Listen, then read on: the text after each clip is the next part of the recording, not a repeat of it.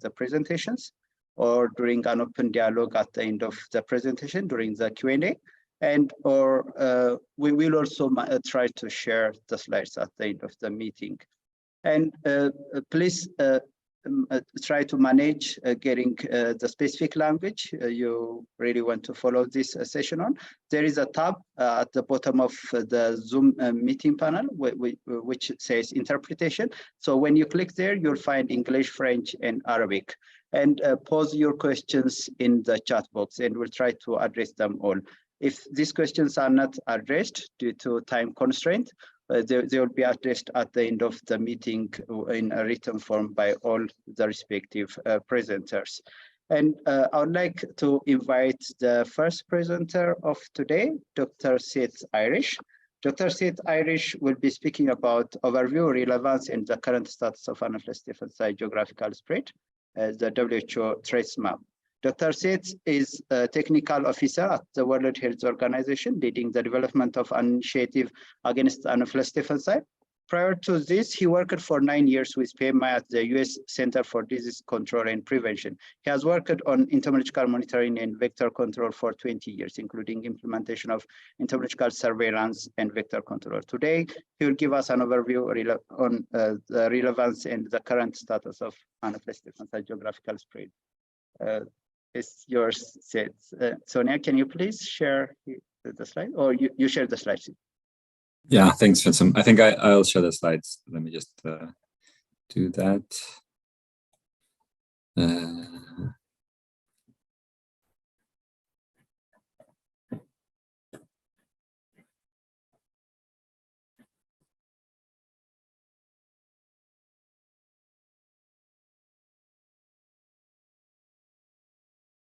Let's see.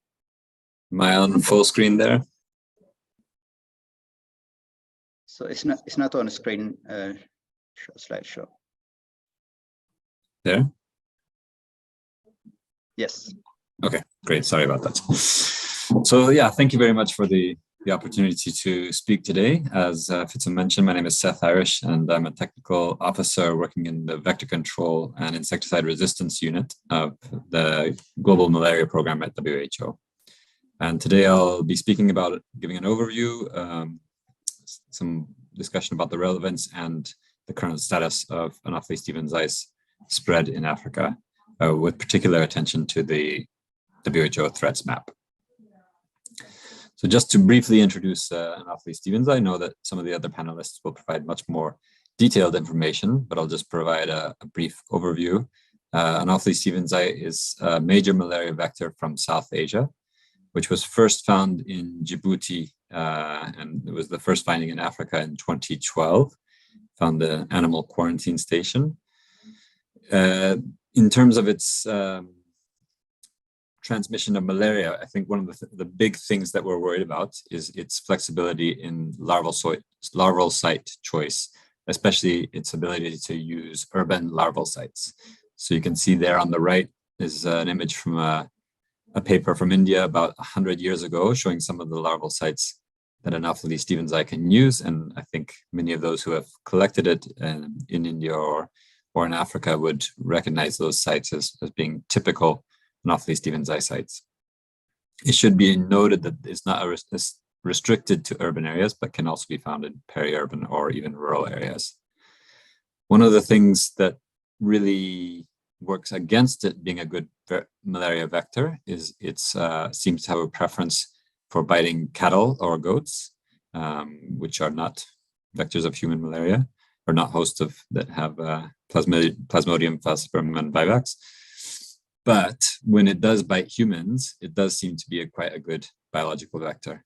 And Fitzum's work that was mentioned earlier has shown that it's even sometimes a better malaria vector than some of the African vectors that we're already used to. And finally, another aspect of concern is that in some of the resistance tests that have been done in Ethiopia and elsewhere, it seems to be resistant to some of the main insecticides that are used in public health, such as pyrethroids, which are on bed nets, or organophosphates, or carbamates, which are present on in indoor residual spraying. It should be noted that there are some insecticides that have been effective against Anopheles stevensii, including the neonicotinoids, which are used is used in IRS, chlorphenapir, which is used on some of the new nets, and Temifos and BTI, which are used as larvicides. So there are some insecticides that are still showing susceptibility in Anopheles stevensii. Now, I'll briefly touch on the WHO initiative that was mentioned, which was launched in September 2022 and had 5 main aims. The first of which I think we're conducting here today, which is information exchange, making sure that we know the latest information, that we're learning from our colleagues in Asia who have already been dealing with Anopheles stevensii for many years. I'm very happy to see Dr. Ashwani Kumar on this call, as well as Nobel Surendran. And I think hopefully that information exchange leads to increasing collaboration. So Et nous espérons que cet échange d'informations débouchera sur une collaboration accrue afin que nous comprenions bien la bionomie et le contrôle de l'Anopheles stevensii. Et pour cela, il faudra renforcer la surveillance. Et quand on parle de surveillance, on ne parle pas que de surveillance épidémiologique pour voir où l'Anopheles stevensii est en Afrique, mais il faut également regarder les données épidémiologiques pour voir les conséquences de l'Anopheles stevensii sur les différents cas. Donc, il faudra se pencher de près sur les cas urbains de malaria et comprendre s'ils ont été transmis dans les zones urbaines ou plutôt dans les zones rurales. Et il faudra aussi regarder la transmission de la malaria dans son ensemble. Il faut également prioriser la recherche et pas seulement la recherche dans la bionomie pour comprendre le comportement et la biologie de l'Anopheles stevensii, mais il faudra également miser sur la recherche qui vise à comprendre les nouveaux vecteurs. Il faudra comprendre les répercussions de nos nouveaux outils, par exemple les répercussions des moustiquaires et des substances insecticides. Et ensuite, quand nous aurons suffisamment d'informations, nous pourrons guider les pays, les orienter pour les aider à contrôler la propagation de l'Anopheles stevensii.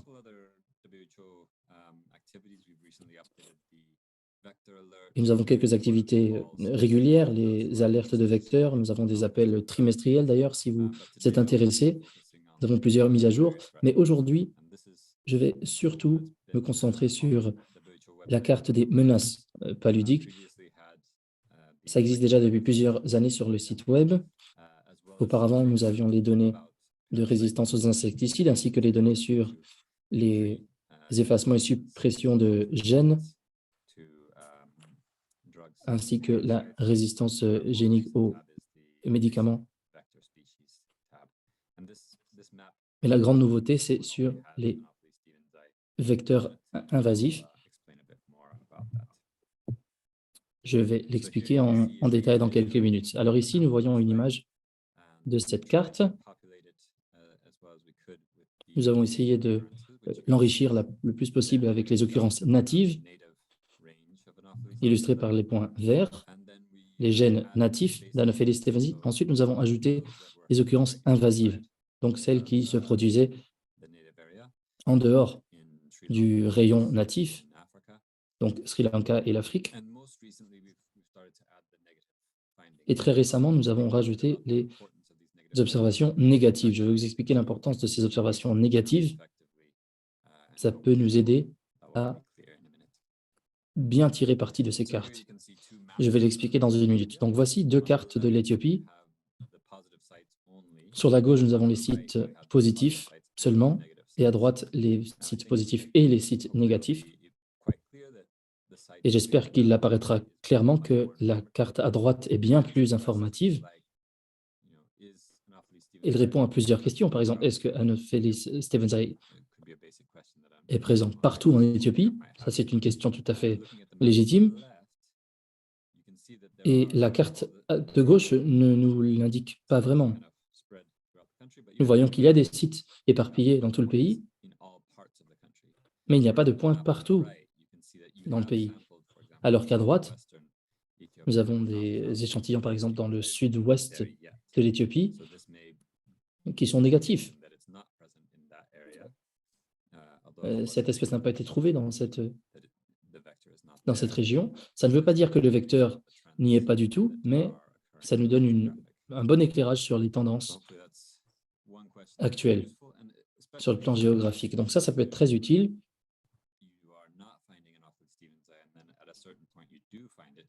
Notamment si vous ne trouvez pas d'Anopheles stevensii et à un moment vous en trouvez, ça vous donne plus d'informations sur la chronologie, la trajectoire de la propagation, le type de propagation. Est-ce que l'Anopheles stevensii se répand vite et loin? Ça peut être un signe que l'Anopheles stevensii se répand par avion ou par d'autres modes de transport. Et si c'est très lent, ça peut vous indiquer qu'il s'agit plutôt d'une propagation naturelle, de vol naturel du moustique.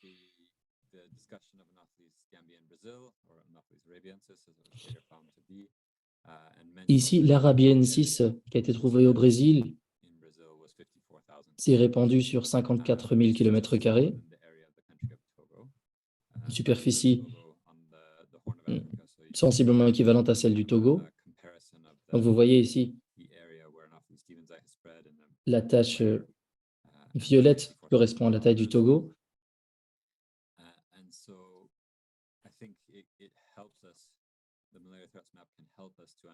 Donc, la carte des menaces de la malaria peut nous aider à comprendre où l'Anopheles stevensii s'est répandue en Afrique. Ici, on peut voir que ça s'est répandu au Kenya, au Nigeria, donc des surfaces bien plus étendues que la propagation que nous avons constatée au Brésil. Et ça, c'est une des questions que nous avons étudiées quand je travaillais avec les collègues éthiopiens.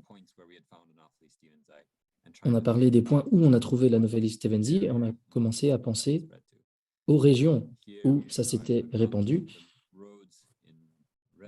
Ici, j'ai mis en rouge les routes. Les points positifs sont en vert, on les voit. Et ensuite, j'ai ombragé toute la zone en orange. On s'est demandé, est-ce que l'Anopheles stevensii s'est répandue dans toute cette zone ou seulement le long des routes, le long des mouvements humains? Il n'y a pas moyen de savoir sans faire des prélèvements, d'échantillons à tous ces points. Donc, si ce n'est que sur les routes, le rayon de propagation est assez petit, mais si c'est toute la zone colorée, là, c'est beaucoup plus étendu. Voici une autre carte avec les villages et les petites villes de plus de 500 ménages. Ça nous montre encore une fois que si l'Anopheles stevensii est limitée à ces zones de forte population, eh bien, ce n'est peut-être pas toute la région en question qui est affectée. Donc, ces cartes nous aident à mieux comprendre la géographie de la propagation et l'échelle du phénomène.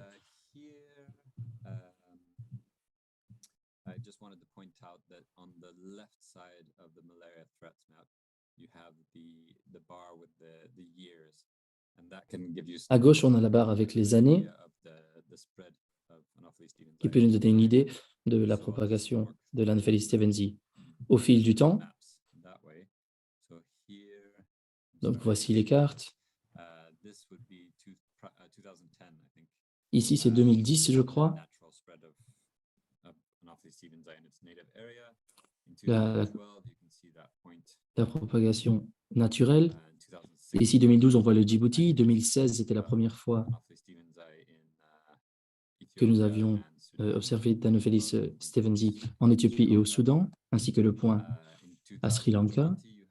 Ensuite, en 2020, première observation au Nigeria et en 2023, des prélèvements aussi au Kenya et d'autres pays de la région. Donc, on voit la trajectoire de la propagation. Encore une fois, si nous avions plus d'observations négatives, nous comprendrions encore mieux la propagation.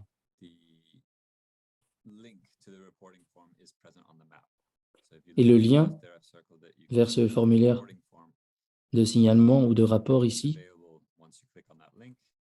est disponible ici à gauche. Vous cliquez sur Reporting Form en bleu et ça vous amène à une page ici, une page Excel. Et si vous trouvez tout ça un peu confus, remplissez ce que vous pouvez, envoyez-nous ce que vous avez et on commencera comme ça. Il suffit d'envoyer ça à l'email que vous voyez ici, vectorsurveillance@who.int. Vous la trouverez sur le formulaire. Et pour terminer ma présentation, quelques petites considérations. Il est important de comprendre la propagation géographique de l'anomalie Stephensi. C'est essentiel, c'est important d'effectuer cette surveillance et de partager, tant et tant que nous comprendrons mieux comment ça s'est propagé et les conséquences que cela entraîne. Et remplir la carte, c'est utile, c'est une activité utile, mais ce n'est pas l'objectif final. C'est très bien d'avoir une belle carte, certes, mais si on se rend compte que la Nouvelle Stephensi s'est répandue partout en Afrique, ce serait une mauvaise nouvelle. Donc, il faut travailler de manière méthodique. La surveillance et le signalement peuvent nous indiquer où la Nouvelle Stephensi se trouve, mais nous avons encore très peu de visibilité sur comment ça se transmet, le rôle de l'Anopheles stephensi dans la transmission de la malaria. On commence à faire quelques percées en Éthiopie, par exemple, mais il y a encore beaucoup de travail à faire pour comprendre l'importance du vecteur. Certains modèles nous ont montré que cela pourrait déboucher sur une augmentation de 50% des cas de malaria. C'est une flambée.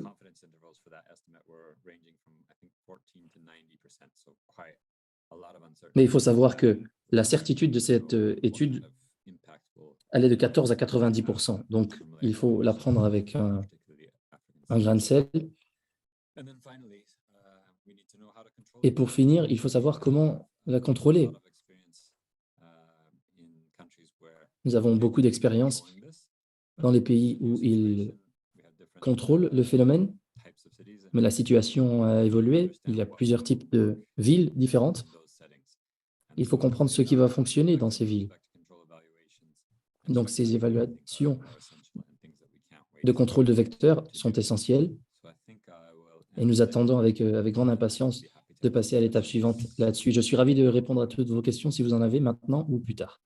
Thank you, Seth. Thank you for setting the scene for today's discussion. Merci de nous avoir décrit le paysage avec cette merveilleuse présentation comme toujours et merci de nous avoir donné 2 minutes de plus pour notre réunion. Nous avons ensuite Monsieur Goudissa Assefa, expert en chef du Programme national d'élimination du paludisme à la direction de la prévention et du contrôle des maladies du ministère de la Santé en Éthiopie. Il a fait partie du développement du plan d'action à 5 ans de l'Éthiopie, un plan ambitieux d'élimination et de lutte contre le paludisme en Éthiopie. Je pense que je vais partager ces diapos et Monsieur Goudissa, vous pouvez intervenir à présent. Merci. Merci de me donner cette possibilité de présenter notre plan d'action sur la lutte contre l'Anopheles stephensis. Je vais vous offrir une petite introduction et puis comment nous en sommes arrivés au plan d'action. Un petit résumé sur le plan d'action 2022-2026. Après les mesures pratiques d'exécution et puis les mesures qui sont prévues, quelles seraient les prochaines étapes à venir. Les interprètes signalent que le son de l'intervenant est de très mauvaise qualité. Nous nous efforcerons de faire de notre mieux. La situation varie en Éthiopie énormément.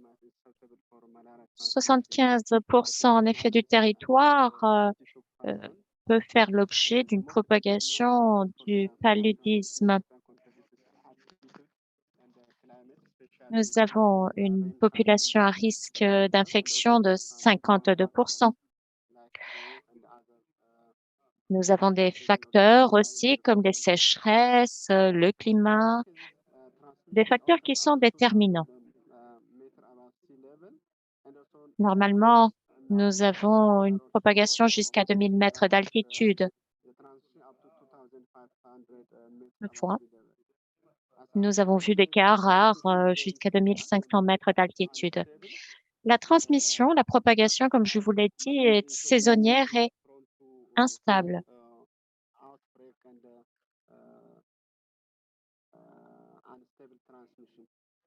Donc voilà, une propagation instable. Les parasites, 80% des parasites sont des Plasmodium falciparum, 20% pour le Vivax. C'est l'Anopheles arabiensis qui est le vecteur principal avec de plus en plus ce vecteur inquiétant, l'Anopheles stephensi.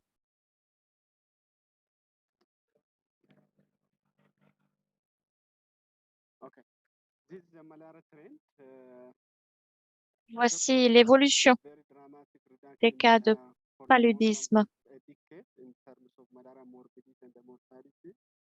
Vous voyez l'évolution de la mortalité aussi. Nous avons des évolutions inégales.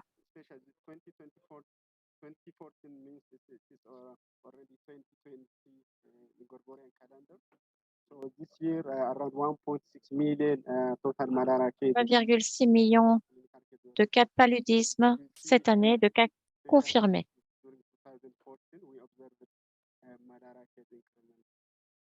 Nous observons depuis 2014 une augmentation des cas de paludisme. Nous avons observé cependant une réduction drastique de la mortalité due au paludisme.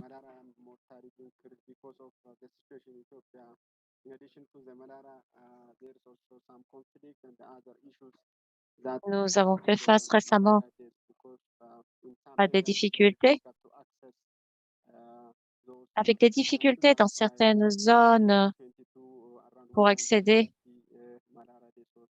aux services médicaux, ce qui explique cette légère augmentation en 2022 jusqu'à 180. Quant à l'Anopheles stephensi, il a été détecté en Éthiopie en 2016, comme cela a déjà été expliqué. En Éthiopie actuellement, 45 sites déjà se sont révélés positifs pour l'Anopheles stephensi. Nous avons des projets comme le projet CEASE qui sont en cours pour un suivi de ces zones et la surveillance entomologique. C'était surtout les zones frontalières avec le Djibouti qui étaient concernées auparavant. Malheureusement, maintenant, nous observons d'autres zones de propagation. Au sud-ouest, par exemple,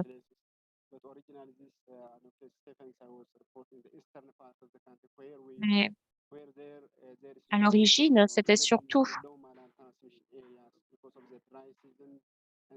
à la frontière est que la plupart des identifications étaient réalisées.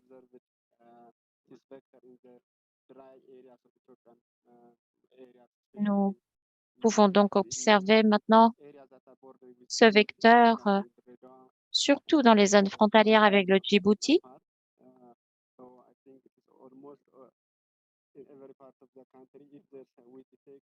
Mais avec une propagation dans le reste du pays.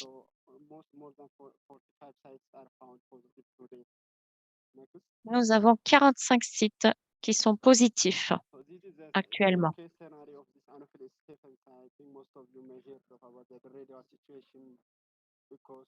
Je pense que vous savez tous que pendant la saison sèche, de la première semaine à la 13e semaine de 2022, nous avons constaté une épidémie. La majorité des cas provenaient d'un cluster du site de Sabian, de l'université de Dir Dawa et du centre de santé de Gore. Il y avait présence larvaire dans les installations de traitement des eaux de cette université. Et puis, il y avait aussi une présence larvaire dans la rivière Boutouji, qui traverse la ville. Une étude est en cours qui semble souligner le lien existant entre les quatre paludismes et la propagation de l'Anopheles stephensi. Vous voyez maintenant à l'écran des images de ces sites de reproduction, pour la plupart dans le campus de l'université.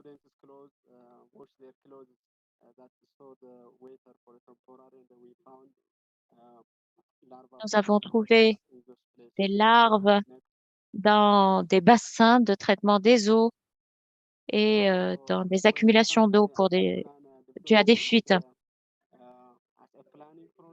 Quant au plan d'action 2022-2026, c'est un plan qui a été lancé tout particulièrement après l'identification de l'Anopheles stephensi dans toutes les zones que je vous ai indiquées.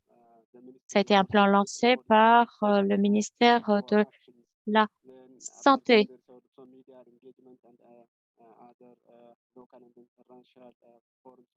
Bien entendu, toutes les autorités ont été impliquées. Nous avons essayé de collecter des éléments de preuve pour lancer une étude documentaire. Les éléments de preuve ont donc été examinés. C'est une étude qui s'est concentrée sur les moyens de preuve ainsi que avec le soutien de la bibliographie disponible.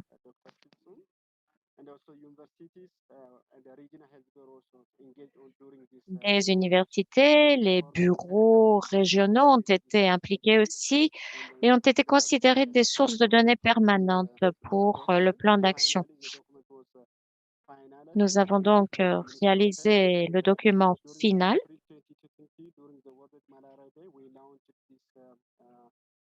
que nous avons lancé coïncidant avec la journée mondiale du paludisme.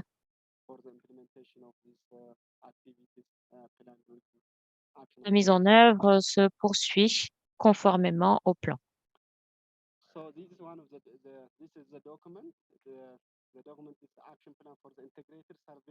C'est dans le document, le plan d'action pour la surveillance et la lutte intégrée contre l'Anopheles stephensi et l'Aedes aegypti, avec une élimination ciblée en Éthiopie de 2022 jusqu'en 2026. L'objectif principal étant, bien sûr, réussir à éradiquer l'Anopheles stephensi d'Éthiopie d'ici 2026. Et donc pouvoir contrôler aussi et lutter contre l'Aedes aegypti. Quels sont les objectifs spécifiques de ce plan d'action? Tout d'abord, délimiter la propagation de l'Anopheles stephensi en Éthiopie en définissant et en mettant en œuvre des stratégies de surveillance renforcées. Lutter contre les vecteurs dans les zones déjà envahis, où nous avons détecté des larves.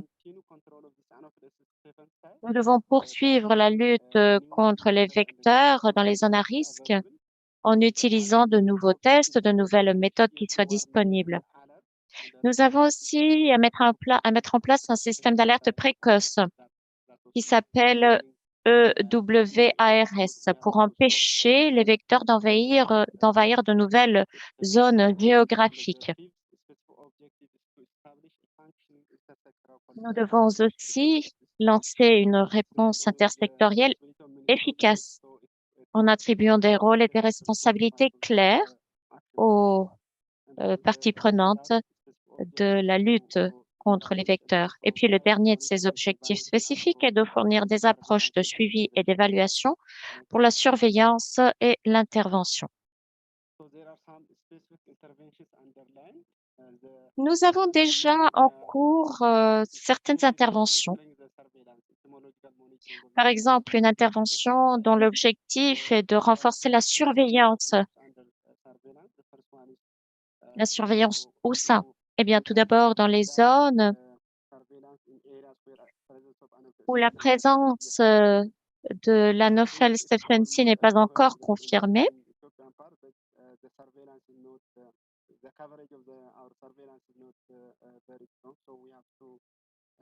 Nous devons donc étendre et renforcer la couverture de nos efforts de surveillance et de suivi.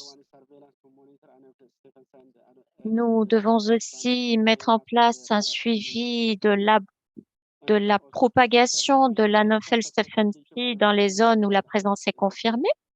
Et nous devons déterminer quelle est la sensibilité aux insecticides de ces vecteurs. Il y a certaines études qui ont déjà été lancées et qui sont en cours.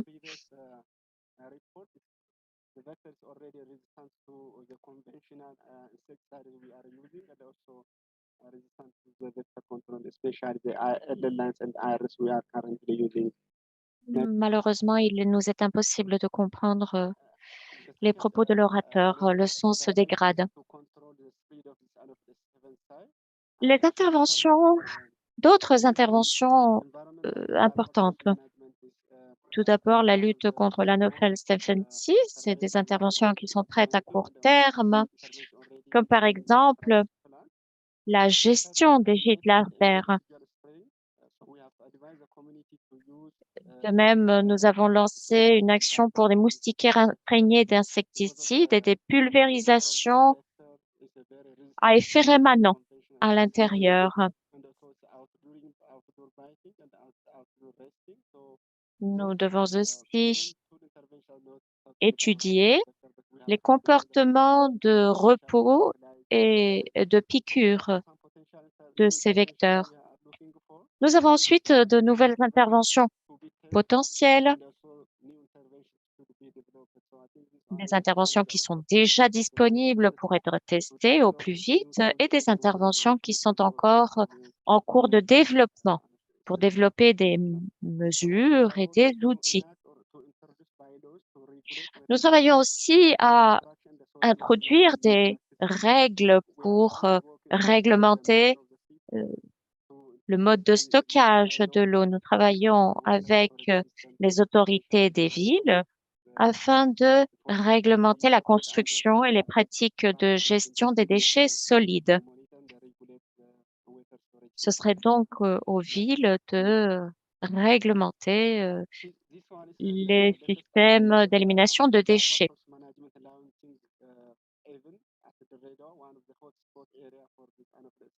L'un des sites larvaires était l'université de Dire Dawa et c'est là que la cérémonie de lancement de ce nouveau plan d'action s'est faite. Vous avez à l'écran Monsieur le maire qui nous a remerciés, qui a remercié toutes les parties prenantes d'avoir lancé ce plan d'action.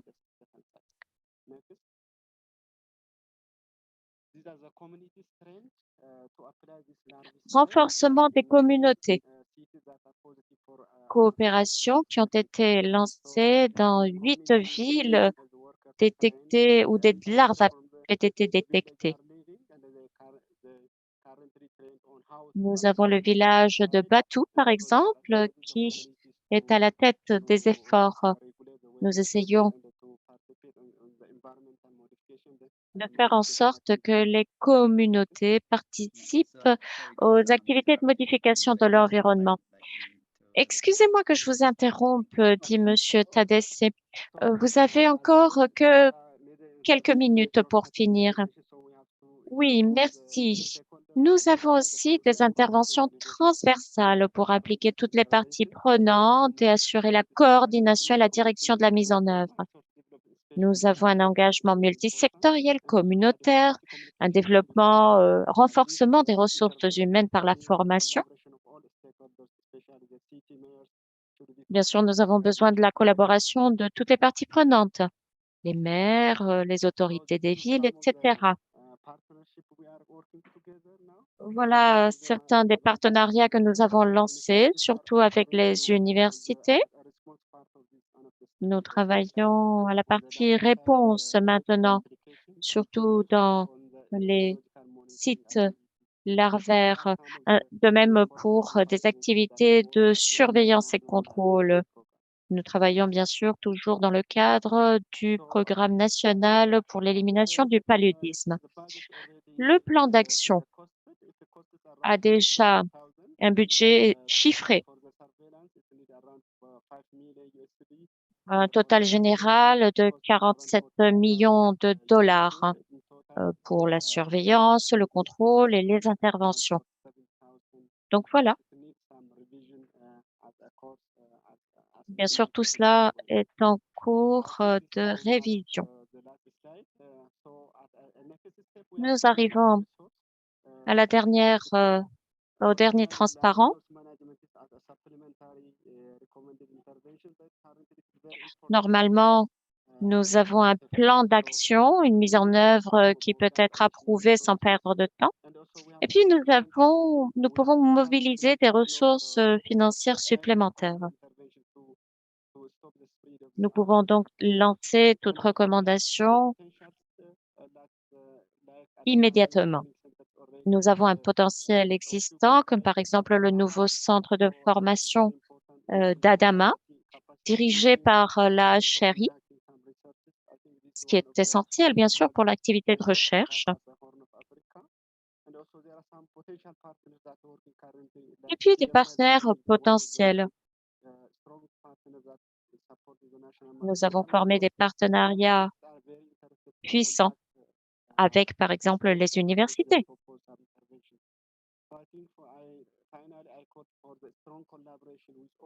Et je voudrais remercier justement toutes les parties prenantes pour cette collaboration excellente qui s'est instaurée entre toutes les personnes intéressées.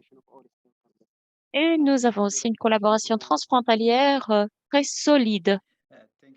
Merci. Merci pour cette très bonne présentation. J'imagine bien que ces difficultés de mettre en œuvre un plan de 5 ans. Donc, nous passons à la prochaine présentation. Dr Novel Surendra du Sri Lanka, professeur de zoologie à l'université de Jaffna. Il est aussi directeur du Centre des sciences de l'éducation et des sciences de l'éducation. Le Sri Lanka a éliminé la malaria. Ça a récemment été annoncé dans le pays et il va nous expliquer justement comment le Sri Lanka y est parvenu. Donc, est-ce que vous allez partager l'écran vous-même? Très bien.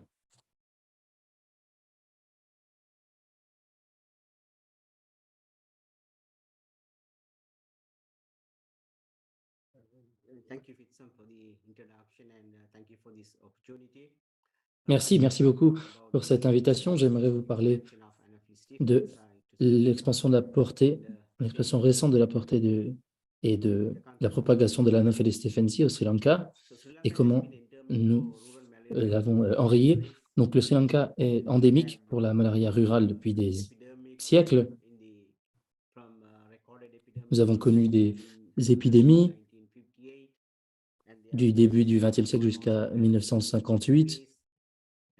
Et nous avons connu une époque de quasi-élimination. Ensuite, la malaria s'est répandue entre 1968 et 2004 et ces épidémies s'expliquaient surtout par le développement de nouveaux vecteurs de malaria. Nous avons pu éliminer la malaria pendant ces 10 années que vous voyez ici, entre 58 et 68, mais ensuite, elle est revenue. Grâce à des efforts très bien coordonnés, les diagnostics rapides, le traitement et le contrôle des vecteurs, aucun cas autochtone a été rapporté depuis 2013 et Sri Lanka a été déclaré libéré de la malaria indigène native depuis 2016. Toutefois, des cas importés de malaria ont été signalés même après 2016, avec une distribution égale de Plasmodium vivax, de P. falciparum, de P. malaria et de P. knowlesi. On voit ici le décompte des cas importés, surtout il s'agit de voyageurs qui viennent de pays endémiques, mais il n'y a aucun rapport de cas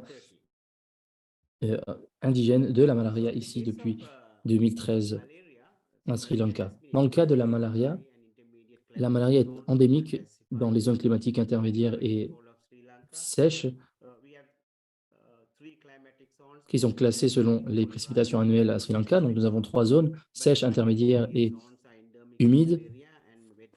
Mais les zones intermédiaires et sèches sont endémiques pour la malaria et les zones humides ne sont pas endémiques. Donc, sur les 24 moustiques Anopheles du Sri Lanka, l'Anopheles tulifacis est le plus grand vecteur et le subpictus est le vecteur secondaire.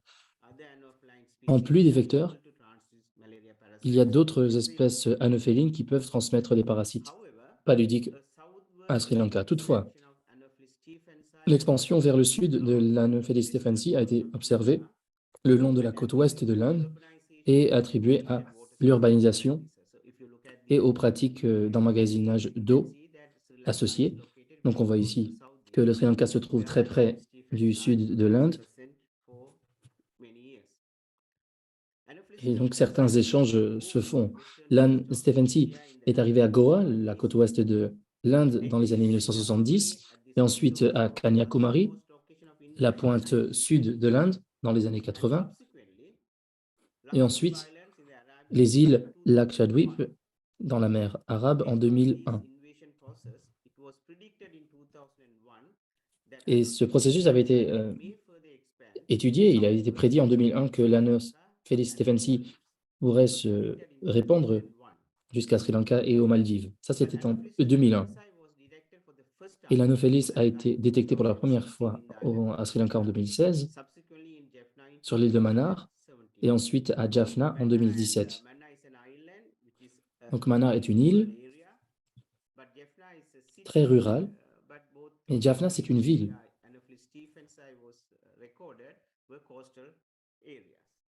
Et c'est sur les zones, dans les zones côtières que l'Anopheles stephensi a été observée. L'adaptation de l'Anopheles stephensi pour le développement pré-imagé dans les puits domestiques et les réservoirs d'eau de ciment a été considérée et envisagée pour faciliter l'expansion vers les nouveaux territoires. C'est ça qui a été pointé du doigt. Les puits et les réservoirs d'eau. C'est comme ça que ça s'est propagé. L'arrivée de l'Anopheles stephensi est associée au mouvement humain sur le détroit qui fait 64 par 167 km, le détroit Palk qui sépare le sud de l'Inde et le Sri Lanka. Et on voit ici que Jaffna, Mannar est séparé du sud de l'Inde par un petit détroit.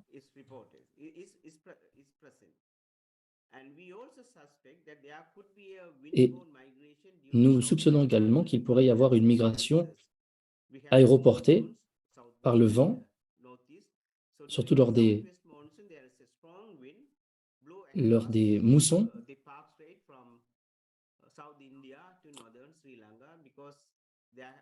avec le vent qui arrive du sud-ouest, avec le mousson, parce qu'il est soupçonné que ces moustiques et ces souches peuvent être apportés d'Afrique avec les vents forts du sud-ouest vers le sud de l'Inde et le Sri Lanka.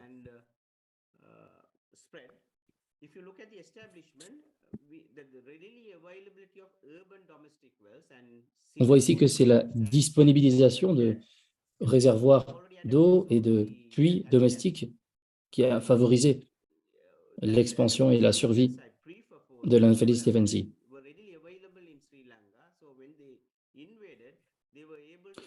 Donc, lors de l'invasion, les Anopheles stephensi ont pu établir une population dans le nord du Sri Lanka. Et maintenant, ils peuvent se répandre, je vais expliquer. Donc, l'Anopheles stephensi peut utiliser les habitats saumâtres, salés et frais, anthropogènes, pour ensuite se répandre dans la péninsule de Jaffna et d'autres zones côtières de Sri Lanka. Donc, le problème ici, c'est que l'Anopheles stephensi peut se développer dans les eaux saumâtres.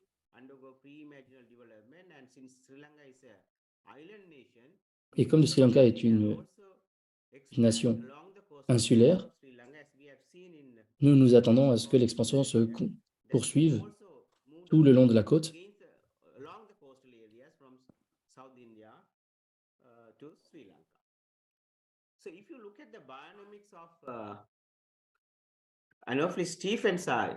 Regardons la bionomie de l'Anopheles stephensi à Sri Lanka. Elle subit un développement pré-imaginal dans les puits et dans les réservoirs d'eau de ciment. Et elle peut aussi pondre des eaux et se développer de manière pré-imaginale dans les eaux saumâtres qui contiennent jusqu'à 3,5 grammes par litre de seau, ce qui prouve que l'Anopheles stephensi a des caractéristiques euryalines. Nous voyons aussi que la population invasive peut tolérer une forte teneur en sel dans l'eau. Et les autres sont très résistants à la DDT, la malathion et la dématétrine, respectivement à 4%, 5% et 0,05%. Nous voyons que la population invasive d'Anopheles stephensi est résistante aux insecticides d'usage courant, de contrôle des vecteurs, à Sri Lanka. Et c'est grâce à ces informations que nous pouvons dire avec une certaine assurance qu'il pourrait utiliser des habitats de ce genre pour s'étendre encore plus loin dans la péninsule de Jaffna et le long de la côte. Maintenant, pour parler davantage de la bionomie de l'Anopheles stephensi, vous savez qu'il y a 3 biotypes d'Anopheles stephensi. Les 3 formes qu'on identifie selon certaines caractéristiques, surtout la flottaison des œufs, selon des œufs plutôt. Nous avons le type, ensuite intermédiaire et ensuite Misorensis. C'est comme ça que nous classons les 3 types. Les 3 sont présents à Jaffna. Ici, en Inde, nous avons utilisé un index spiraculaire qui a révélé la présence de type et de Misorensis, 2 des 3 genres. Mais récemment, grâce à une analyse séquentielle de la protéine ASTOP introne 1, il a été révélé que les 3 biotypes ont été trouvés et recensés en Iran et en Afghanistan.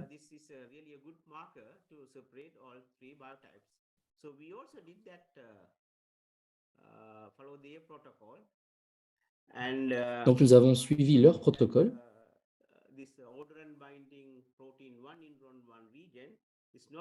Et nous avons trouvé que cette protéine introne 1 n'était pas efficace pour l'Inde et Sri Lanka. Donc, si on regarde la séquence, nous avons des variations parmi les 3 biotypes en Afghanistan et en Iran. Et quand on regarde les biotypes à Jaffna ou à Sri Lanka, pour l'Anopheles stephensi, ça ne correspond pas aux conclusions issues d'Afghanistan et d'Iran. Donc, en nous appuyant sur cette analyse, nous suggérons que les résultats suggérés, même pour la séquence 1 introne 1, n'étaient pas efficaces pour différencier les biotypes d'Anopheles stephensi à Jaffna. Donc, nous avons proposé que les différences observées entre l'Anopheles stephensi, les différents moustiques Anopheles stephensi à Jaffna, maintenant, découlent d'une variété de populations normales dans ce contexte. Donc, si nous regardons le contrôle des vecteurs de la campagne anti-malaria, à Sri Lanka, c'est cette campagne qui coordonne les activités de contrôle de vecteurs. Ici, nous avons deux catégories de recherche entomologique. Tout d'abord, nous avons les études ponctuelles de spot, comme on dit. C'est quand un cas est rapporté. Donc, c'est réactif quand un cas est rapporté et proactif quand une vulnérabilité est augmentée dans une région. Ensuite, nous avons les surveillances sentinelles. C'est de l'observation sentinelle qui est menée dans les foyers où la vulnérabilité ou la réceptivité était modérée ou élevée, à un rythme trimestriel. Donc, nous n'avons pas de cas indigènes, mais malgré cela, nous continuons ces deux types d'observations pour éviter tout retour de la malaria dans le pays. Il y a ensuite d'autres études entomologiques de la sorte spéciales que nous faisons dans les zones où l'Anopheles stephensi se trouve.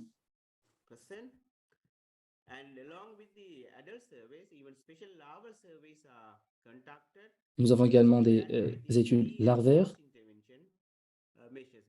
pré- et post-intervention.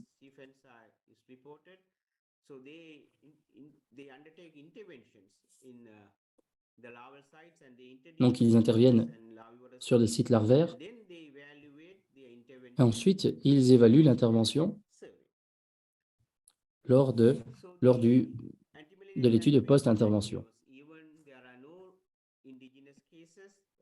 Donc, notre campagne bat son plein, même si nous n'avons pas de cas autochtones ici. Nous étudions les cas importés. Et aussitôt, après une détection de l'Anopheles stephensi, eh bien, des études des vecteurs, des études extensives des vecteurs sont effectuées dans les zones envahies. Donc, nous avons inspecté tous les puits, tous les réservoirs de ciment et tous les sites possibles où on peut trouver des larves.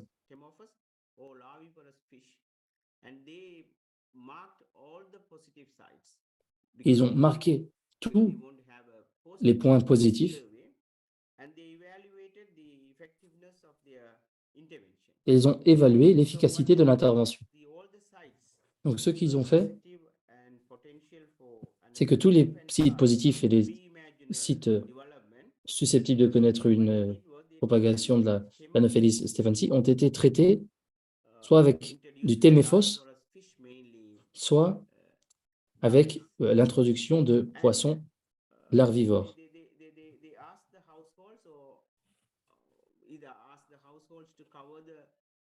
Et ils ont demandé aux ménages de couvrir les puits et les réservoirs d'eau avec des moustiquaires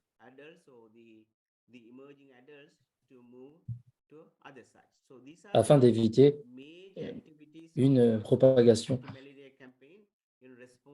supplémentaire. Donc, voici la réponse à l'apparition de l'Anopheles stephensi à Sri Lanka. Désolé, je vous interromps. Il faudra accélérer un peu parce que le temps imparti commence à manquer. Alors, oui, l'expansion de l'Anopheles stephensi a été évité à Sri Lanka, ça s'est contenu dans la région Jaffna.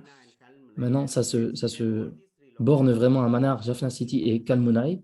Nous avons évité une expansion à grande échelle de l'Anopheles stephensi. Donc, quels sont les défis qui se présentent maintenant? Tout d'abord, l'adaptation au développement préimaginal dans les environnements urbains, la transmission urbaine de la malaria. Nous n'avons pas connu d'épidémie urbaine pour le moment. Il faudra également étudier les eaux saumâtres à forte teneur en sel et finalement la résistance aux insecticides courants qui compliquent les efforts d'endiguement de la malaria. Et pour terminer, comment éliminons-nous complètement la malaria à Sri Lanka? Eh bien, il y a toujours la difficulté des cas de malaria importés et la présence de vecteurs locaux, ainsi que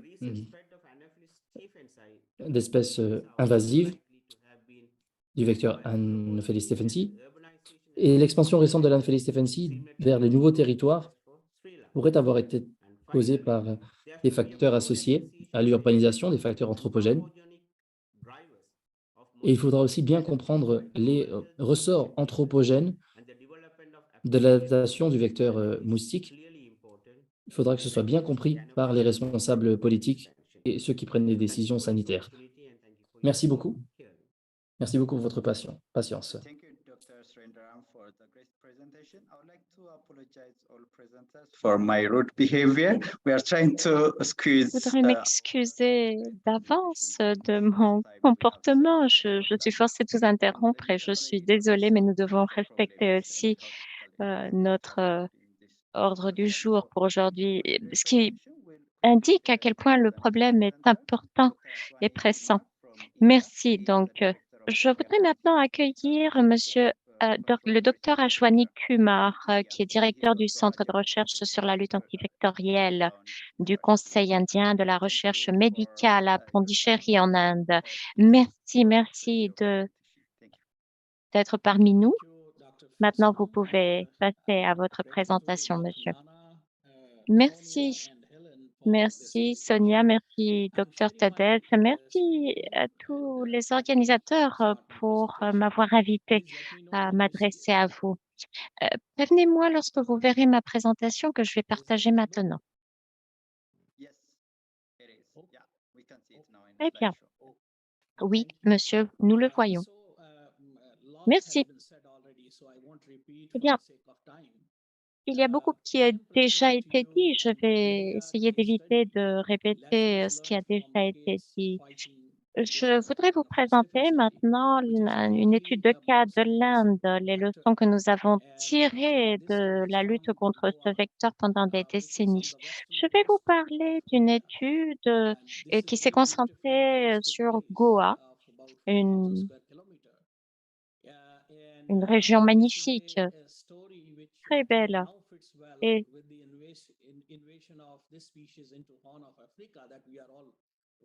nous avons de grandes inquiétudes, justement. Pour le Sri Lanka, nous savons que 3 sites accueillent des Anopheles stephensi. Voilà l'étude que je voulais vous montrer, une étude classique de ce que peut faire l'Anophele stephensi pour ce qui est du paludisme. Dans les années 1970, il y a eu des cas signalés de stephensi, mais des cas de paludisme ont été signalés justement en 1985 à Goa.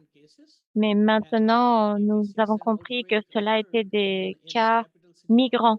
Et nous avons eu une épidémie dans la ville de Goa, dans une zone où il y avait une piscine en construction. Et en 1987, vous pouvez voir une nouvelle épidémie qui s'est déclarée avec l'API et l'index de parasites qui grimpait jusqu'à 103. 1 sur 10 agriculteurs souffraient de paludisme à l'époque. L'histoire s'est poursuivie et en 1989, le gouvernement de l'Inde a décidé de lancer le Centre national de lutte contre le paludisme et j'en étais le directeur. Excusez-moi que le transparent est assez chargé. À l'époque, nous ne savions pas exactement si l'Anophel stephensi était présent dans la zone et nous avons donc identifié le vecteur pour commencer. Nous avons vérifié tous les différents habitats de reproduction. Vous pouvez le voir ici, des conteneurs domestiques, des réservoirs en maçonnerie, des pneus, etc. Des sites de reproduction qui se sont révélés très importants par la suite pour la reproduction de l'Anophel stephensi. Les puits qui sont aussi très importants puisqu'ils ont aidé à maintenir des populations résiduelles qui ont été capables de se propager pendant la saison de la moisson de juin en septembre. Nous avons vu une augmentation exponentielle. Et donc, voilà, c'était une réserve résiduelle des réservoirs d'eau souterraine ou des réservoirs surélevés construits dans des nouveaux complexes qui aussi conservaient une population résiduelle de moustiques, de larves. Et voilà la contribution donc des différents sites de reproduction, 24 16% des réservoirs en maçonnerie, 34% pour des réservoirs surélevés, etc., etc. Tous des sites de reproduction qui contribuent à la population de Stephensi. Nous avons construit, grâce à cette étude, ces graphiques, une étude qui a été réalisée dans toutes les zones, dans tous les quartiers de la ville. Et nous pouvons voir qu'il y a eu une augmentation depuis le mois de mars avec un pic en juillet. Après la saison de la moisson, nous observons une diminution drastique des populations d'Anophel. Et ça, c'est toutes les espèces et ça, c'est l'Anophel stephensi. Lorsque nous avons lancé l'étude, vous pouvez voir à droite un document qui nous vient des services de santé de Goa. Nous avons examiné l'incidence dans les populations de travailleurs migrants qui s'affairaient autour des nouveaux complexes en construction. Et nous nous sommes rendus compte qu'il y avait un problème dans ces zones. Eh bien, en effet, nous avons trouvé que c'était des sites de reproduction de l'Anophel stephensi, parce que vous pouvez voir ici que dans la population locale, l'incidence était bien moindre. Quant aux interventions, pardon, de contrôle, nous avons utilisé des méthodes non insecticides. Par exemple, des pratiques sur d'élimination de déchets ont été mises en œuvre, les pneus, des installations qui parfois n'étaient pas utilisées et donc elles ont été asséchées et d'autres réservoirs ont été recouverts avec un couvercle hermétique. Après, les fontaines ont été asséchées à l'aide de pompes et puis nous avons fait des séchages périodiques pour les réservoirs souterrains. Nous avons essayé de pomper l'eau et d'assécher autant que possible. De même pour les réservoirs qui se situaient sur des terrasses ou des dalles en béton. Voilà donc les interventions. Nous nous sommes basés sur la distribution larvaire et nous avons introduit 5 espèces de contrôle biologique des poissons larvivores. Voilà les espèces qui ont été introduites, les espèces surtout qui, à 93%, vous pouvez la voir en premier lieu, étaient disponibles et donc a pu être amplement utilisée.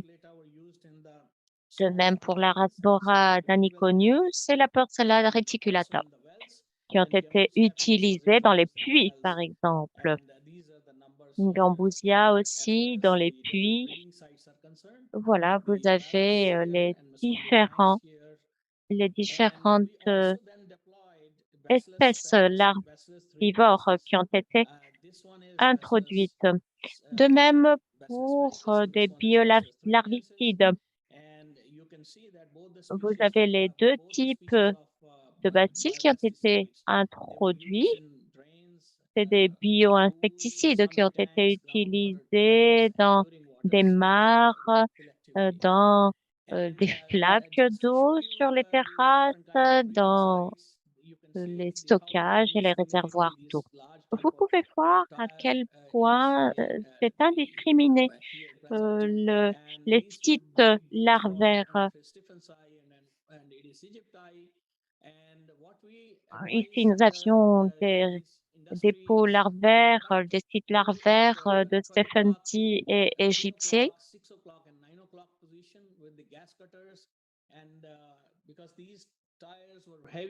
Ces pneus étaient très lourds, qui les rend difficiles à éliminer. Et donc, il faut les vider de toute l'eau qui puisse s'accumuler pour éviter qu'ils deviennent des sites larvaires. De même ici, l'eau s'accumulait et offrait un site larvaire d'excellence. De même ici,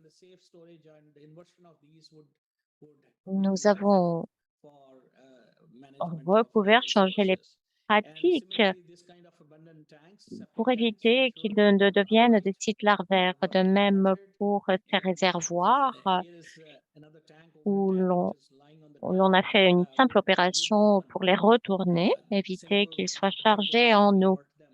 De même ici,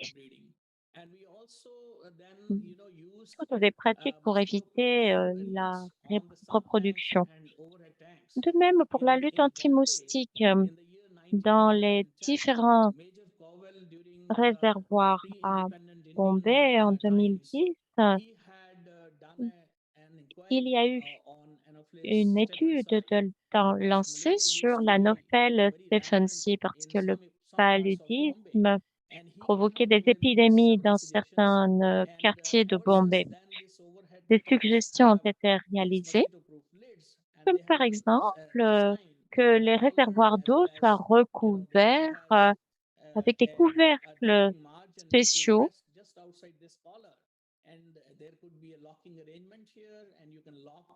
avec un mécanisme qui s'adaptait parfaitement à l'embouchure. De même, les ingénieurs ont aidé à concevoir des réservoirs anti-moustiques. Certains de ces réservoirs ont été même scellés avec du ciment. Donc, des sites qui étaient précédemment un réservoir larvaire qui sont devenus libres de larves. Vous pouvez voir ici l'eau qui est accumulée pendant la moisson ou même les sites de construction, les chantiers où nous avons appliqué des insecticides Dans les sites de construction, nous avons essayé d'assister pour éviter justement les épidémies. Cette leçon est très importante pour des situations qui puissent ressembler à cette situation en Afrique. On a distribué sélectivement à la population migrante des moustiquaires qui nous a aidé à contrôler la propagation. De même ici, pour les canalisations de surface sans revêtement, où nous avons essayé d'éliminer les larves. De même ici, nous avons introduit des poissons larvivores, des espèces de poissons qui se reproduisent tous les 3 ou 4 mois. Et donc, ces réservoirs étaient parfaits pour l'introduction de ces espèces larvivores. En 1990, lorsque ces interventions ont été lancées, ici vous avez les mois, ici vous avez les années. Vous pouvez voir qu'il y a une grande réduction des positifs en Anopheles stephensi des différents sites. Vous pouvez voir que nous sommes arrivés à des taux très faibles de positifs ici de même. Et voilà la période en or pour la lutte contre le paludisme dû à des transferts de technologie. Malheureusement, cette tendance ne s'est pas poursuivie. Et une fois de plus, la nouvelle Stephensi a provoqué de grandes épidémies. Vous pouvez voir que nous avons essayé d'appliquer des mesures de contrôle bio-environnementaux en 2021, 2020-2021 et 2022. Nous en sommes presque à éradiquer le paludisme de l'État de Goa. Nous voyons donc que nous avons vu quels sont les défis et j'ai quelques remarques à partager avec vous. Le problème, c'est que nous ne pouvions pas attraper à la main les Anopheles stephensi. Nous avons donc dû déployer des pièges à moustiques. Et là, nous avons réussi à obtenir un nombre suffisant d'individus pour pouvoir faire une étude. Nous avions d'autres espèces de moustiques aussi qui ont commencé à transmettre le paludisme à côté du stephensi en 2011. Nous avions une espèce de moustique qui faisait la propagation pendant la saison sèche et un autre qui s'en chargeait pendant la saison de la mousson. Voilà les pièges à moustiques que nous avons déployés, des pièges lumineux. Ce que je voudrais dire quant aux pièges, c'est que c'est des moustiques très résistants, très difficiles à capturer. Il s'agit d'une espèce anthropophage. Nous devons aussi savoir que dans l'armée, on dit que l'on doit frapper l'ennemi lorsque il n'est pas actif. Nous devons donc essayer de contrôler les populations de moustiques pendant la saison sèche. Nous devons étudier le comportement du moustique dans les différentes saisons et attaquer alors qu'il n'est pas très actif. On appelle l'espèce aimable, mais elle n'est pas une espèce aimable. L'Anophele stephensi est une espèce très résistante et très dure à éliminer. Et voilà, c'était l'expérience en Inde et au Sri Lanka. Merci. Thank you very much, Dr. Kumar. Merci, Monsieur Kumar. Une dernière observation très intéressante. Docteur Zara Zodi, entomologiste de recherche et chef de l'équipe d'entomologie, et elle fait partie du groupe de travail des États-Unis. Merci. Thank you so much to the organizers. The lessons learned and ongoing activities are really fascinating to give a global Merci picture. beaucoup. Fascinante toutes ces présentations pour vraiment avoir une vue d'ensemble. Merci beaucoup. Donc, l'initiative contre la malaria du président aux États-Unis est un effort complété par la CDC et USAID. Aujourd'hui, nous avons un peu parlé du travail du PMI, justement. Je ne vais pas répéter les informations And que other vous avez information. déjà apprises sur la biologie du vecteur et d'autres informations. Je tiens juste à rajouter un peu de lumière et de précision. Il y a quelques difficultés principales. Il va falloir plusieurs outils de surveillance et des outils de contrôle qui sont des vecteurs traditionnels de malaria. Ça, c'est très important à comprendre. Il y a également l'expansion du moustique dans les habitats urbains. Ça, c'est assez unique. On l'a entendu dans les présentations. Nous avons vu les conditions idéales trouvées par ces moustiques parfois dans les réservoirs et dans les puits.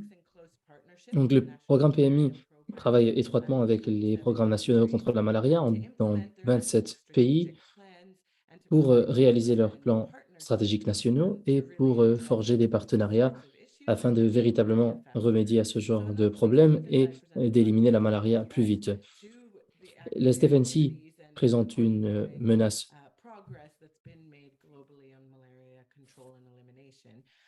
qui pèse sur l'effort d'élimination de la malaria et le contrôle de la malaria dans le monde, et nous pourrions perdre certains gains, mais nous avons également des opportunités ici. Nous pourrons avancer et enrayer certains vecteurs.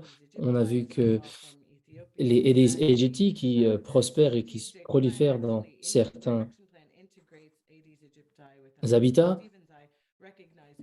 Et puis on a vu par exemple que l'Égyptie et la 70 avaient des habitats partagés. Donc là, il y a moyen de véritablement donner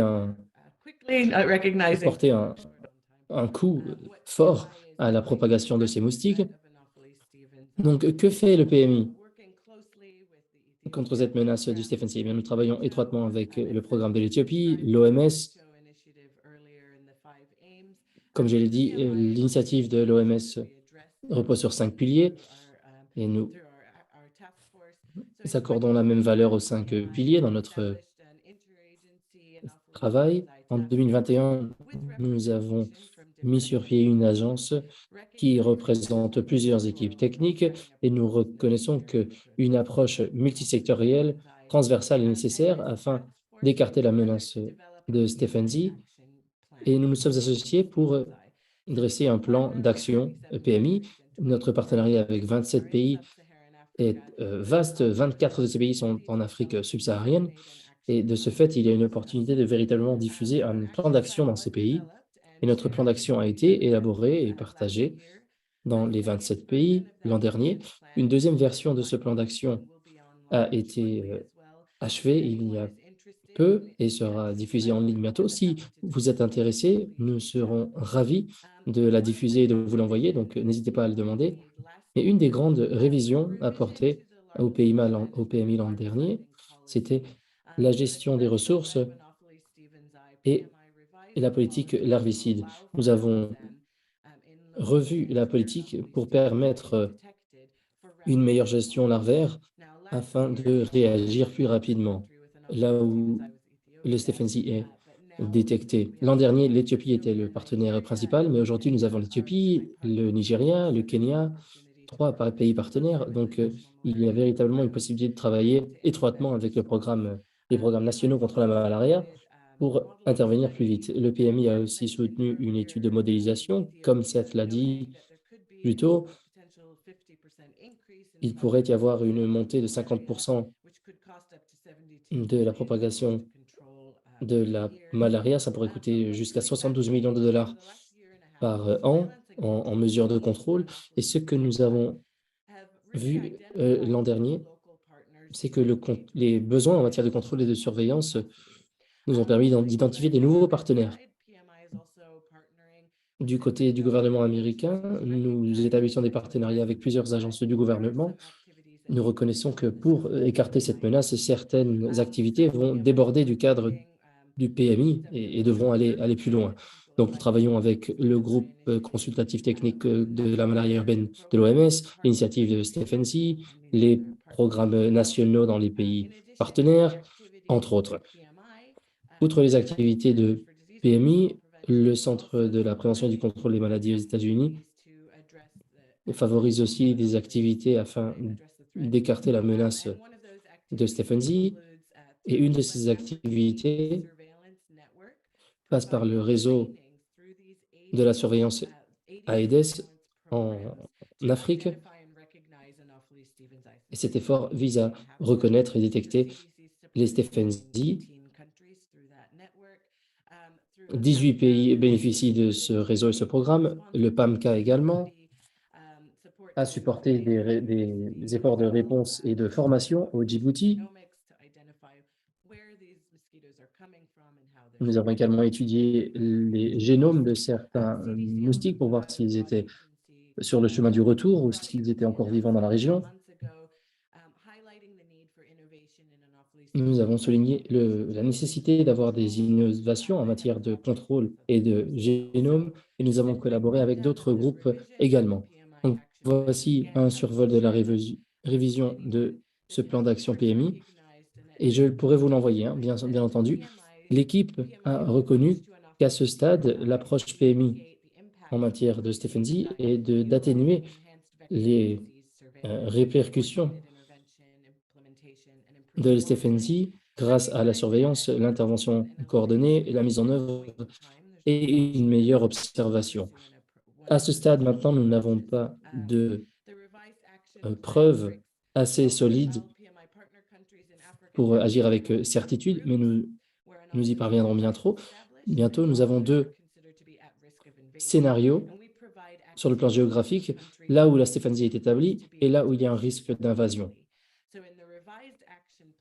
Donc, dans le plan d'action révisé, une des questions que nous avons beaucoup entendues, c'est qu'est-ce que nous pouvons faire maintenant? Eh bien, nous avons émis quelques suggestions. Par exemple, le PMI fait des partenariats dans plusieurs pays et a plus de 300 sites de surveillance dans le monde, et il est possible de tirer parti de certains efforts qui existent déjà en matière de malaria pour chercher l'Anopheles stephensia. Donc, par exemple, quand l'Anopheles stephensi est collectée dans le cadre de surveillance routine, mais ne sont pas identifiés dans le système, eh bien, nous pouvons faire des recherches pour affiner les connaissances sur l'emplacement exact des Anopheles stephensi. Il faut également renforcer les surveillances urbaines et mener des enquêtes sur les moustiques recueillis lors d'activités courantes.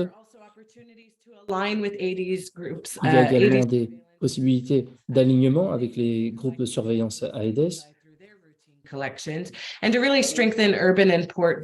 ainsi, nous pourrons renforcer les surveillances portuaires et urbaines. Dans notre plan d'action, nous fournissons des cartes d'habitat, des cartes de compatibilité d'habitat. Et nous rapportons également des détections, les observations positives, négatives, c'est très important. Il faut rapporter également à l'OMS les sites positifs et négatifs. Et je tenais aussi à souligner le travail de l'Éthiopie. On a beaucoup entendu parler de PMI Éthiopie. Grâce au projet Vecteur, nous avons offert des formations pour le Kenya, le Bénin, la Nigeria, le Yémen, le Soudan, la Somalie, le Djibouti. Vraiment, il y a d'excellentes possibilités de collaboration et coordination transfrontalière. Et ce genre de formation pourra vraiment donner lieu à un apprentissage plus facile, plus rapide. Et les activités de contrôle ont commencé déjà dans 8 villes en août 2022. Le travail a été mené par la HRI, le NMEP. On a déjà parlé de ces groupes-là. Donc, il y a moyen de véritablement tirer profit de cette surveillance et de ces activités de contrôle. La coordination et la collaboration plutôt transfrontalière sera absolument clé pour accélérer nos efforts. Une de nos conclusions, c'est que la qualité scientifique s'améliore rapidement. Et il est possible aussi d'utiliser la capacité de séquence. Il y a aussi des opportunités pour faire une coordination avec les groupes d'espèces invasives. Les groupes d'espèces invasives travaillent déjà depuis des dizaines d'années. On a beaucoup appris des autres pays. Il y a aussi moyen de coordonner avec le secteur du commerce et le secteur des échanges commerciaux. On a vu beaucoup de connectivité entre l'Inde, le sud de l'Asie et les ports maritimes africains. Donc, beaucoup de débouchés de ce côté-là. Et dans notre plan d'action, nous avons aussi apporté et fourni des outils pour augmenter la mobilité. Dans le plan d'action, ça c'est quelque chose que vous pourrez consulter.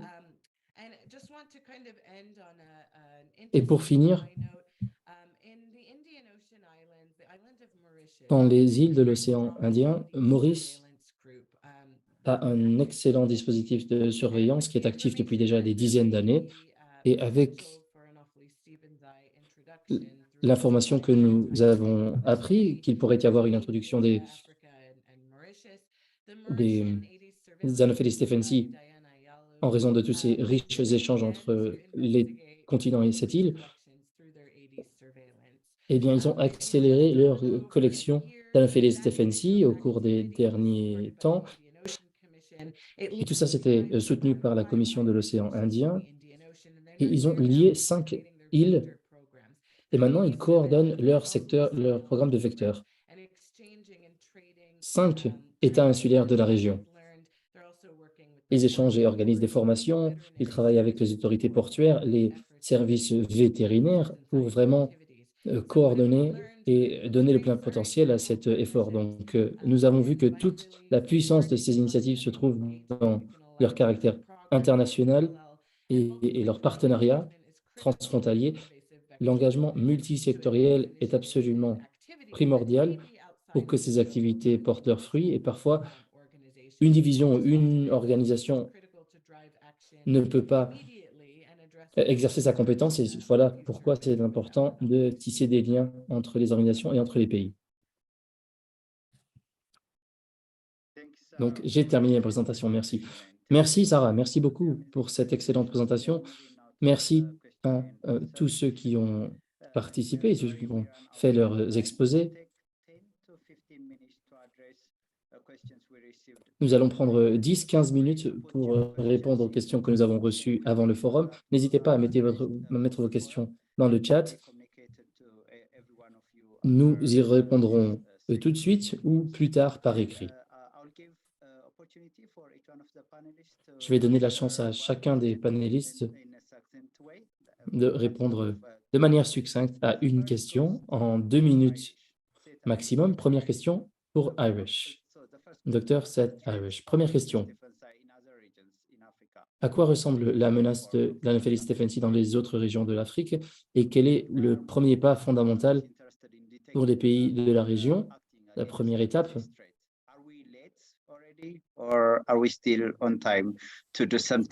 Est-ce qu'il est un peu tard pour agir ou est-ce que nous pouvons encore agir? Nous avons bien entendu que quand ce moustique est implanté, c'est très difficile de réagir. Oui, merci. C'est très difficile, en effet. Il y a une menace d'Anopheles stephensi pour d'autres pays, c'est vrai. On a vu la carte de niche épidémiologique on a vu que ça pourrait se répandre partout en Afrique, surtout dans les cadres urbains. Nous avons vu quelques observations au Kenya et au Nigeria, et malheureusement, ces données se confirment. Ce que je devrais dire, c'est que nous avons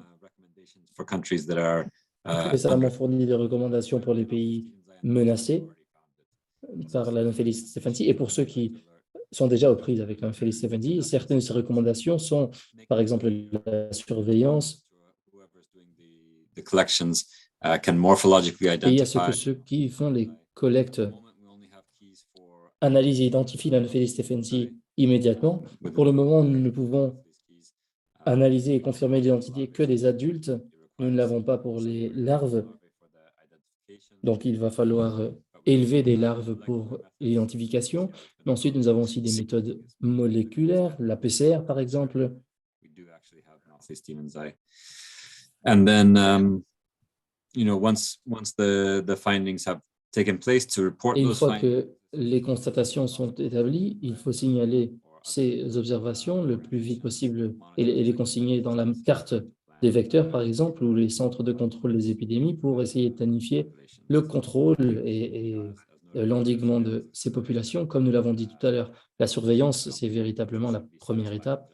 Et je ne pense pas que les pays devraient se contenter de la surveillance et d'ensuite dire « Ah, c'est bon, c'est réglé ». Nous surveillons ce vecteur justement parce que c'est un vecteur de malaria, donc il faut réduire la contagion de la malaria le plus possible. Donc la surveillance, bien entendu, c'est la première étape. Voilà pourquoi les pays y appliquent tous leurs soins, mais ça ne peut pas s'arrêter là. D'accord, merci. Oui, il y a des ressources limitées, il faut les distribuer de manière réfléchie. Deuxième question, je vais laisser le soin à notre prochain intervenant de répondre à la deuxième question, et c'est-à-dire, est-ce qu'il y a des conclusions qui indiquent une transmission actuelle de la malaria?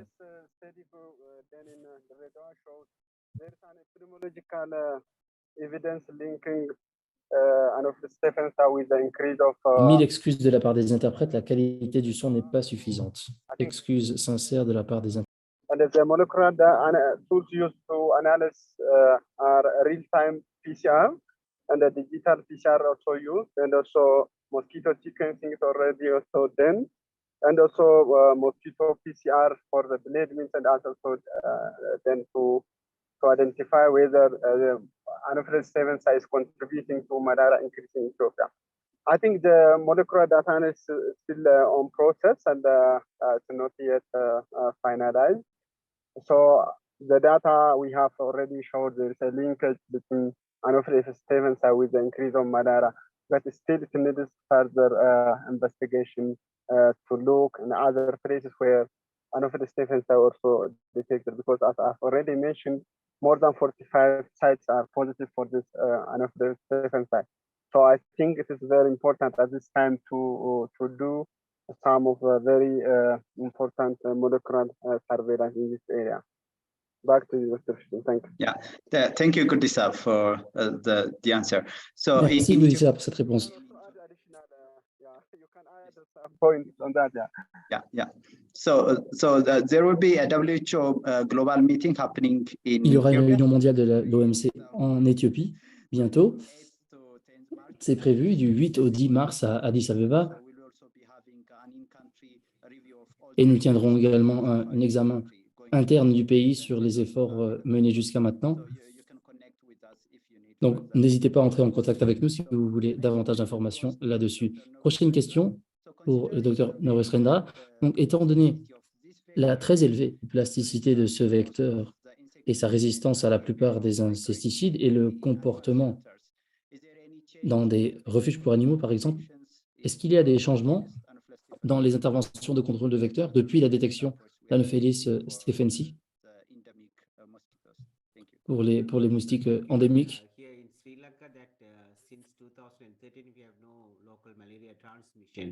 Ici, nous n'avons pas de propagation locale de paludisme depuis des années. Et donc, nous avons pu établir cela au Sri Lanka. Le focus de notre campagne anti-paludisme est de mener à bien des activités de surveillance pour éviter la propagation du paludisme avec des missions de contrôle spécifiques pour éviter l'invasion ou l'extension de la population de Stephen à l'intérieur du Sri Lanka. Étant donné qu'il n'y a pas de transmission locale, il n'y a pas beaucoup d'activités de contrôle de la transmission locale. Lorsque le Stephen est identifié, là, nous avons introduit des activités, des sites de développement préimaginal. Donc, sans transmission locale, il n'y a pas beaucoup d'activités de contrôle de vecteurs.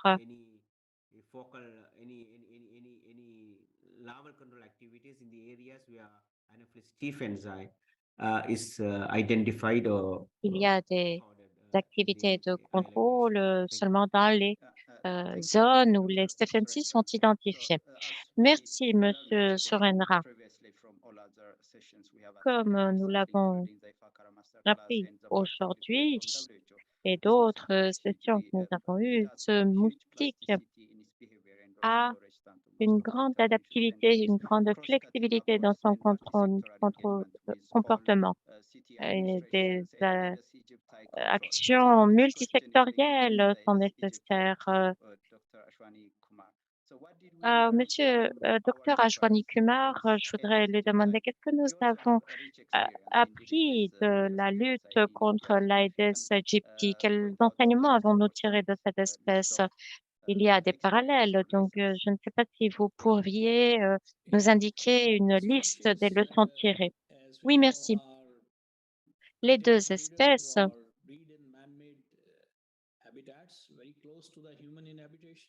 ont des habitats de reproduction proches aux habitats humains. Et donc, je pense que les activités de suivi interne sont essentielles. Dans l'océan Indien, apparemment, cette activité est en cours pour éviter la transmission à d'autres îles. Et je pense que ce suivi, cette surveillance est essentielle aussi pour la région africaine.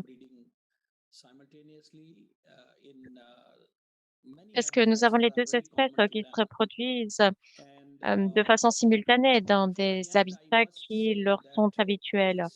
Et avant de terminer, je voudrais vous dire que cette propagation de l'Anophèle stephensi en Afrique devrait être traitée par l'OMS en tant qu'agence, parce que nous savons que l'Afrique contribue à 95%, à hauteur de 95% de la charge palustre. Et l'harmonisation de l'Afrique, si l'invasion de l'Afrique se poursuit, nous aurons une situation dans laquelle le paludisme rural et urbain seront vraiment une menace pour la population. Je pense que nous devons agir et agir vite contre ce vecteur. Merci. Merci, Dr Kumar. Sur la base de ce dernier commentaire, je voudrais sauter à la dernière question. Sarah, considérant toutes ces menaces et l'extension rapide de ce moustique, peut-être ce n'est pas une propagation rapide, peut-être nous ne faisons que le détecter. Est-ce qu'il est réaliste de penser à une éradication mondiale ou continentale en Afrique? Quelles sont les options que peuvent faire les organisations et les institutions? Merci. Comme nous l'avons entendu, les leçons apprises nous offrent un socle sur lequel construire. Il est important pour les organisations de suivre l'histoire et les leçons apprises avec les éléments de preuve qui sont collectés dans des pays comme l'Éthiopie, où l'invasion a déjà commencé pour pouvoir répondre rapidement. Une alerte précoce et une réponse rapide sont des éléments clés. Et comme d'autres ont mentionné, nous assurer qu'une formation est faite pour l'identification morphologique, pour une alerte, une détection précoce. Ceci est critique, essentiel. Et nous avons beaucoup parlé des vecteurs, mais une surveillance quant à la maladie aussi est essentielle, surtout dans les zones à risque. Donc, nous assurer que les organisations, les institutions sont actives et ne sont pas simplement en train de planifier des activités à l'avenir, utiliser les preuves qui sont collectées maintenant, et utiliser les données du monitoring actuel pour répondre maintenant aux questions qui se posent. Par exemple, comment se fait la propagation, etc. Il est important aussi de développer un plan.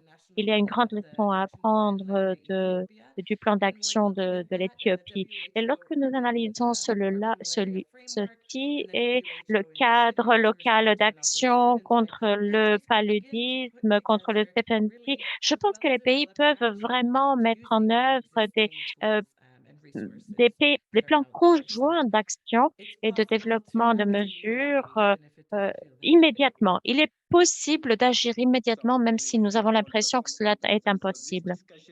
Merci, c'est une question, c'est une réponse très complète.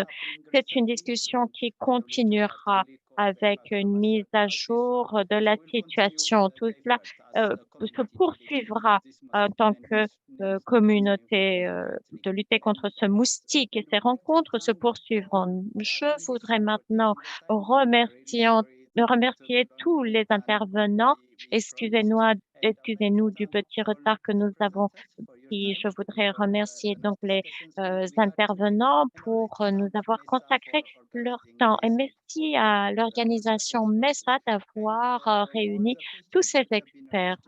Toutes les questions qui ont été posées pendant le forum et le pré-forum seront communiquées avec vous tous à la réunion. Nous espérons que vous pouvoir vous envoyer toutes les présentations. Merci, merci pour votre temps, merci pour votre attention. Merci. Okay, thank you. Thank you.